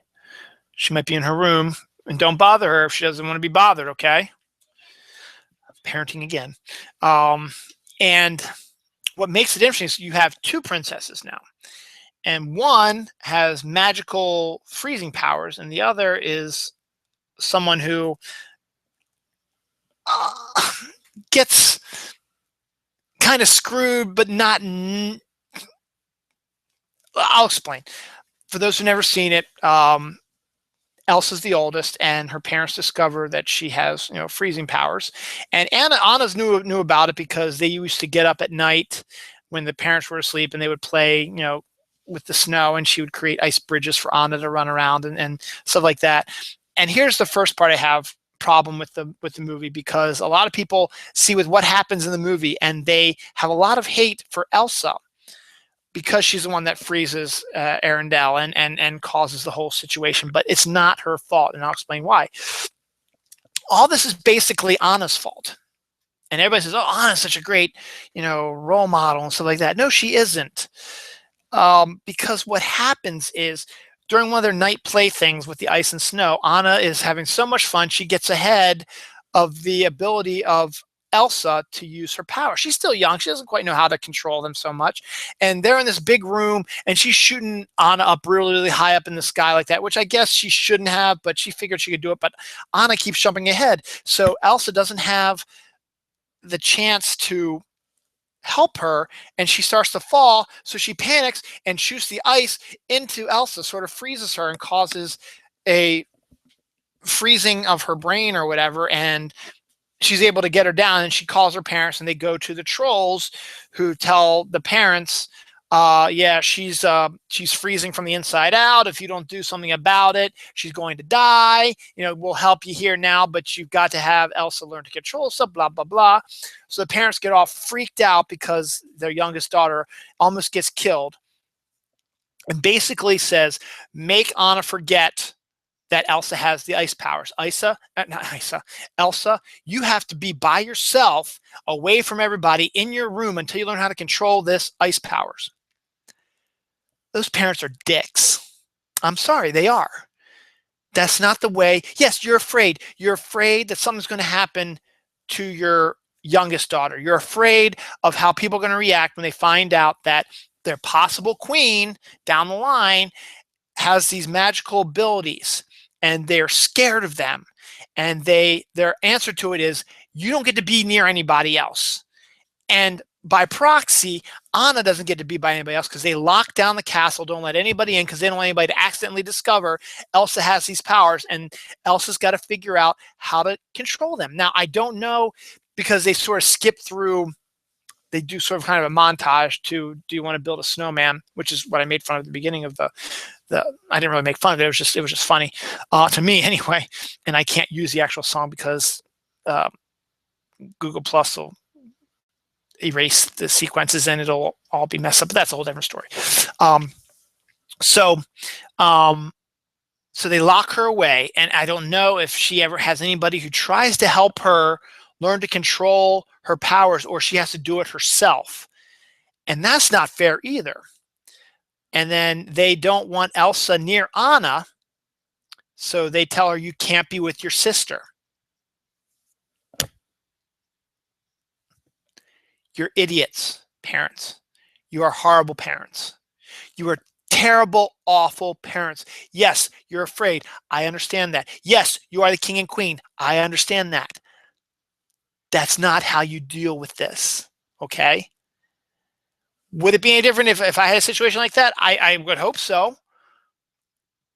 But here's my problem with this.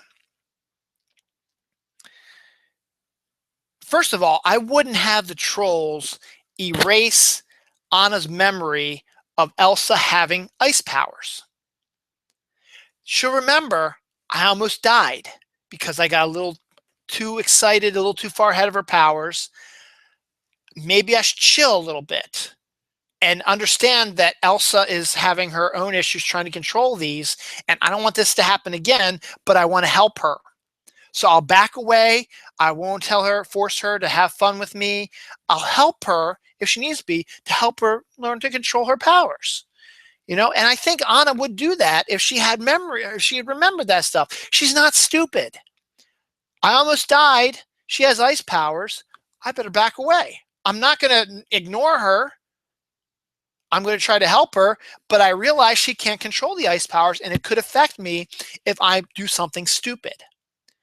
So then you could have Anna and Elsa working together and keeping their sisterly bond together, trying to, help each other. She'll not force her to do stuff she doesn't want to do and try to help her control and stuff like that.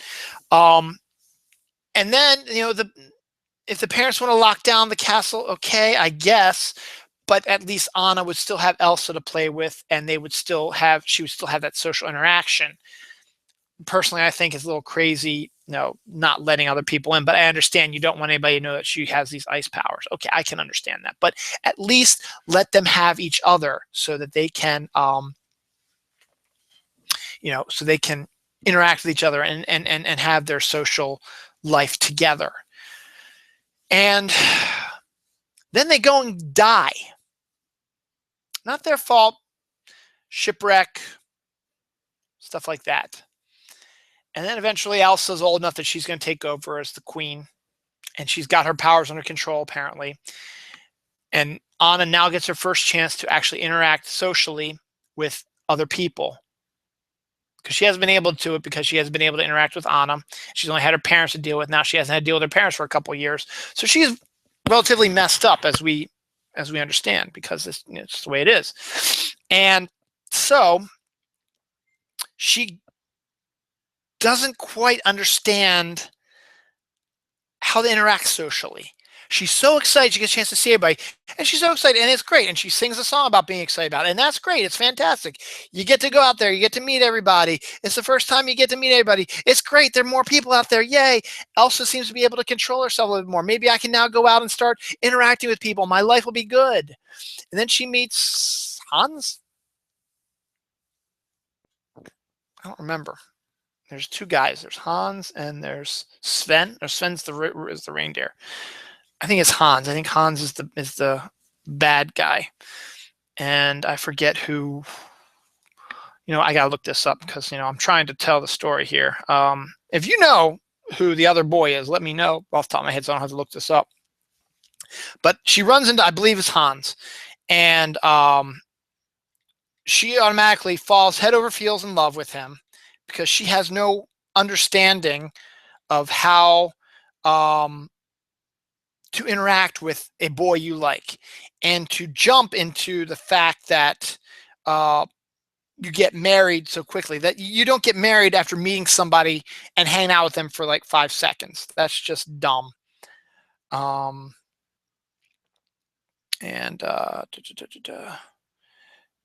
Christoph. Okay, Christoph is the other guy. All right, so it's Hans and Christoph. So she runs into Hans, and automatically the two of them fall in love, and they decide, you know what? Let's get married. We just met each other. Why not? Well, we know why Hans is doing it. Well, we don't know at that time, but we know that Anna is socially awkward, and she just wants any type of social interaction. And it's a cute boy, And why not? I've never experienced love before. I've never experienced anything like this before. And now there's somebody who seems to dig me, and I want to hang out with them and learn all about them and maybe get out of this place and start our own life someplace else, whatever. Now we know what Han's doing. We'll get that in a few minutes. So let's get together. So they go to Elsa and say, we need you to bless our marriage. And Elsa, being the smart one, is like, hell no. You just met. You need to learn to get to know each other a little bit. You can't just jump into marriage like that. Of course, that pisses Anna off because she hasn't had a chance to. She hasn't interacted with Elsa in years, and so she throws a tantrum and causes Elsa to lose control of her ice powers. And it's revealed to the world, oh shit, she's got ice powers. Because everybody's in town for the coronation, including countries that they have partnerships with. So Elsa's freaked out because exactly what her parents didn't want to happen has just happened. So she runs away, but unfortunately causes a never-ending winter. So Anna decides, okay, this is my fault, duh. So I'm going to go and try to save the day. And puts Hans, who is, we learn, is the brother of, is a royal family member also of another country, but there's like 5 brothers before him that are in line for the rule. So he's never going to see the kingdom. So Anna, because she's in love with him and apparently he's in love with her, says, you've got royalty in you. I'm going to put you in charge of Arendelle and keep it running while I go after Elsa, because I guess that works succession. If Elsa doesn't want to be queen, it drops to Anna, who is, and so it's her job to pass on. So Han's like, okay, cool. And so Hans puts up the view that he's a good guy. He goes and he helps the people and yells at the guy who says, oh, you need to become the permanent king, like that. He's like, no, you're an idiot, so like that. So Anna, meanwhile, tries to find Elsa and runs into Kristoff. He's a climber, knows the area, knows where Elsa's probably going, because all of a sudden a giant ice castle has appeared in the mountains, and with the Let It Go song everybody knows about, Elsa creates her ice tower, and she decides to rule her own kingdom of ice and be away from everybody, because that way she can do whatever she wants with her ice powers and not have to worry about hiding them, which is which is the reason why she's doing all that is because she was oppressed by the parents, not allowed to let loose and stuff like that. So because of that, she creates this giant castle, creates a giant snow monster to protect the castle, and creates Olaf, who is the cheerful, funny, silly snowman that they used to build as kids, who's now alive. So Kristoff takes Anna up to the mountain, and she tries to convince Elsa to come down, but she doesn't. And then tells her, look, you need to come down because you need to stop this eternal winter. She's like, I don't know how. And I guess Elsa scares him away with a giant monster. And so Anna's got to figure out a way to how we're going to survive this and convince Elsa to come back down the mountain. And so Hans decides that he's going to try to talk her down also. And that doesn't work either. And then we eventually, when Elsa was up with Anna was up with Elsa before they got kicked out by the snow monster, she got zapped again by Elsa. So she's starting to die again, frozen from the inside again. So Kristoff, who grew up around the trolls and were basically his parents, takes her to the trolls to take care of her. But they're like, oh, I can't do it. Not this time. It's too far gone. And so, I think you have to have a true love's kiss or something like that, or only a true love can break the spell or something like that. There's no spell they have, they can do it. So Kristoff, who has heard about Hans and Anna being together, says, okay, we got to take you back, and he's got to kiss you, and he's your true love, and everything will be fine. So he does, and then he leaves because he's fallen in love with Anna, and Anna's sort of oblivious to it. And so she goes to Hans, and then Hans and her are alone, and Hans is like, nope, not going to do it. I want you to die because I want your kingdom. And this comes out of left field. It's supposed to be a shock, but nothing, not even any little bits of, because usually when you're setting up a shock like that, you're able to show some sort of reasoning behind it, even if it's just a slight little nod, mention, movement thing he does. Nothing. It looks like he's a good guy, and then all of a sudden, like that, he says, "Fuck you! I'm not going to take care of you. Not going to help you. You're going to die, and I'll be heartbroken. And in your last will, and you're going to sign this last will, you made me king, and I'll be king because I'm not going to be able to have a chance to do it, knowing that his sister Elsa's not going to come down." Yet we find out later that he's captured Elsa, and she's trapped in the dungeon, and he's as his first, I guess, law as king is going to execute Elsa. So both people who could have a claim to the throne are gone, and he can take over Arendelle and run that how he wants to. To me, it just came out of left field that Hans, they said, "Oh shit, we need a bad guy. Let's make it Hans." No one will be expecting that. And it'll make sense, to get together, and why they got together so quickly is he wants to do this. But it comes out of left field for me. And I don't like that. But of course, then Anna discovers the truth, goes out to try to save Elsa, and then the love of Elsa breaks the spell, and Hans' treachery is revealed. They capture Hans, and then Anna discovers that Kristoff's their true love, but they decide not to get married right away. They decide to have, to start a relationship, and then gradually maybe lead to that eventually. Elsa finally comes to terms with her powers. The people of Arendelle love her anyway, even with those powers. And so everything fine and dandy. The castle's open for everybody to come, and that's the end of the movie. And that's fine. I mean, if I was, the main thing that the parents were afraid of is how people would react to the fact that their daughter, who's going to be possible queen, has these magical ice powers. If I was part of Arendelle, I'd be like, hell yeah, I want to have a queen that's got ice power. So if someone tries to invade us, you just bring her out there, and she just goes, yeah, you're done. Bye, bad guys. You can't come in here. Can't see me. You frozen. So that's Frozen. That's my like. But it's a good film, got good music in it, and it might be a fun film to watch during us being snowed in. In fact, I kind of want to watch it now again. I do have the issue with Hans's treachery coming in out of left field, and the fact that her parents were assholes. It's the end of the story. But you can't really, you need to have a story otherwise than that. Do I have anything else that I'm going to discuss? Yeah, real quick. I've got 20 minutes, so I'll figure just hit this real quick. And this will just be a beginning. I'm doing bits and pieces of this, and eventually I hope to do a whole series about this. But another thing to watch possibly during your winter snow days or snow week or whatever it's going to be. I don't know where you'd find it, because I don't think it's on Netflix. It might be on Hulu. Or if you have the videos or whatever, you might not be able to watch it. But something you might want to do is Northern Exposure. One of my favorite TV shows of all time. That's a fun one to watch during the winter because it takes place in Alaska.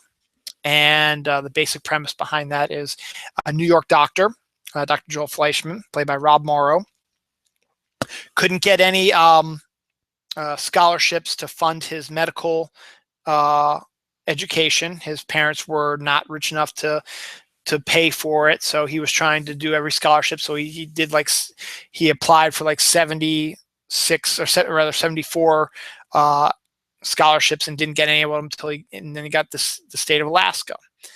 And the scholarship says they accepted him as part of their program, and the scholarship says, we'll fund your medical education to the tune, I think, of $100,000, something like that. The only thing you need to do for us is you need to come and practice in Alaska for 4 years to pay off your debt. They'll supply a home and office stuff, and he doesn't have to pay any of that, and staff that he needs, whatever, they'll give him money and all that. He just needs to work in Alaska for 4 years. And Joel, being the consummate New Yorker, never probably been out west at all, probably, says, sure, why not? Get my medical education. It's 4 years in Alaska, and then I can go back to New York, as a hit, and get a job somewhere in New York, and have the experience to go in and say, yeah, I was a doctor for 4 years in this town, and he's thinking he's going to go to Anchorage, which is, the biggest city in Alaska. Well, I think Juneau's the biggest city, but I think Anchorage is their capital. So that's where he was thinking where he was going to go, because he figures, Anchorage is a big city. I'm from a big city. They probably have lots of hospitals. I could go in, tag up on one of those, be a doctor in a practice there. Perfect. Nope. Instead, he gets taken to Sicily, Alaska, the Riviera of the North, as it is called. But it is a small town of 800 some people in the middle of nowhere, and it has a general store. It has a movie theater that shows artistic films, doesn't really show any current or updated films. Has a school where the entire school consists of maybe like 3 to 5 kids. What was that movie you're talking about now? No, it's not a movie, Holly. It's the TV show Northern Exposure. That's what I'm talking about right now. It's not a movie. The last movie I talked about was Frozen. I'm talking about the TV show Northern Exposure, which lasted 6 seasons. And it was a really good series for most of them. So he goes to Sicily, Alaska, about 800 people. It's the middle of nowhere. It's a combination of, there's Alaskan Indians and people who, there's a Canadian who no longer wants to pay taxes. Or rather, no, he lived in Alaska, refused to pay taxes when Alaska became a state. He's 63 years old, so he hasn't paid taxes for like 40 years.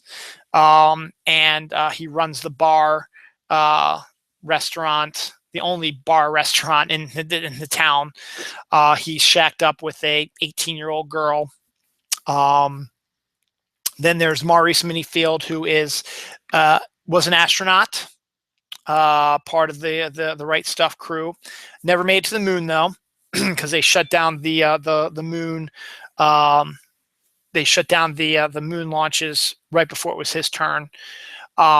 And he was a businessman and has bought a ton of land and is trying to turn Sicily into a big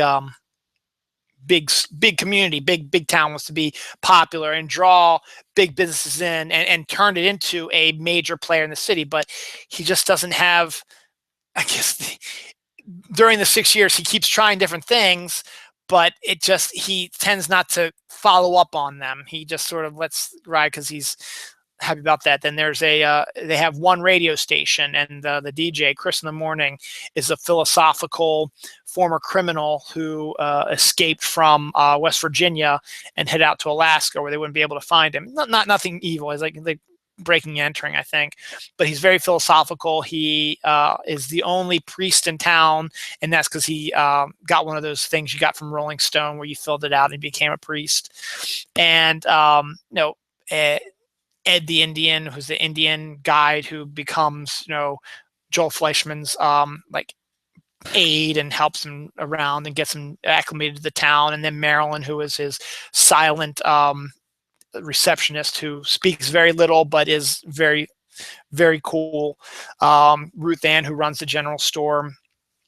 And then you get a whole bunch of different characters. Maggie O'Connell, who is the bush pilot and possible love interest, who has an incredible bad luck with men.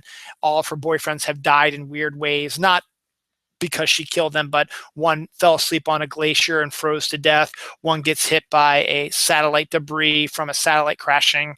Another one, I forget what happens. Just it's nothing that's her fault. So she feels like she's cursed, but she's like I don't want to say feminist, but she's a tough girl, and it's supposed to be the love interest for Joel, because they're like oil and water. They're banging each other and they insult each other, but you can still feel that the sexual chemistry between them, and it pops out occasionally during the season. And I think I covered all the main characters, and then eventually they've done some other stuff. They were one of the first shows to show a gay couple acting like regular, like not outlandishly stereotypical gay. They were like just two guys who were in love with each other, and they own a bed and breakfast, but both of them, neither of them are the stereotypical gay guy. And Maurice is a racist, basically. He's a friendly racist, if there is such a thing, but he doesn't know he's being racist when he says things, and not necessarily racist, but he also, despises gay people, and makes, calls Jewish people Jews and stuff like that. So he's not mean about it, but he doesn't know it any better.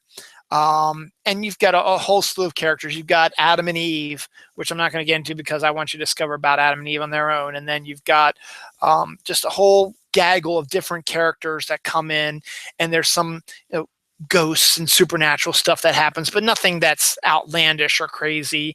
And it was a fun series, and takes place in Alaska, and there are sections that, up in that part of Alaska, they get a lot of snow. So there's lots of episodes with them in the snow. Like there was an episode, great one in the second season called Spring Break, where they've lived through an Alaskan winter, and everybody's all hopped up because spring is coming and it's starting to build up, and the long winter is finally coming to an end, but they're all getting stressed out. So all the people in town start acting crazy in different ways. So it's a fun little film. So Northern Exposure is a highly recommended TV show.